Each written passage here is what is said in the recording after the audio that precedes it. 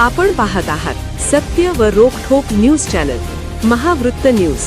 आवाज तुमचा, ताकद आमची। नरेंद्र मोदी विचार मंचच्या पश्चिम महाराष्ट्र प्रदेश अध्यक्षपदी पूनमताई तोडकर संघटन विस्तारासह महिला, युवक आणि जनतेच्या प्रश्नांना प्राधान्य देणार। नरेंद्र मोदी विचार मंचच्या पश्चिम महाराष्ट्र प्रदेश अध्यक्षपदी पूनमताई तोडकर यांची निवड करण्यात आली आहे। पश्चिम महाराष्ट्रातील संघटना अधिक मजबूत करण्यासोबतच महिला, युवक आणि सर्वसामान्य नागरिकांच्या प्रश्नांना प्राधान्य देऊन काम करण्याचा निर्धार पूनमताई तोडकर यांनी व्यक्त केला।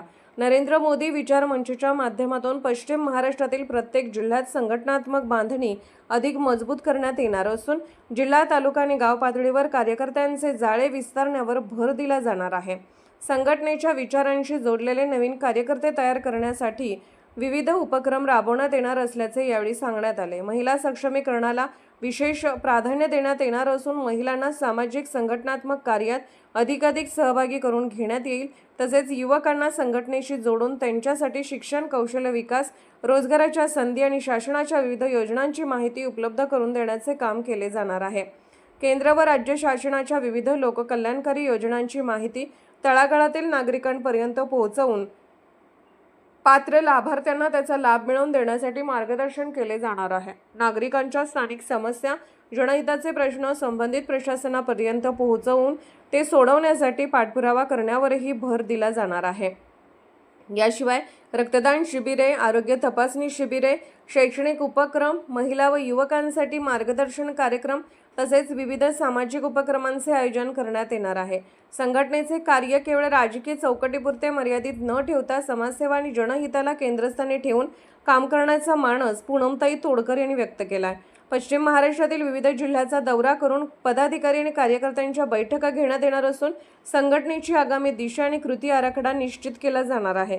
संघटन विस्तारासोबतच जनतेशी थेट संवाद साधून त्यांच्या अडचणी समजून घेण्यावर भर राहणार असल्याचेही त्यांनी सांगितले।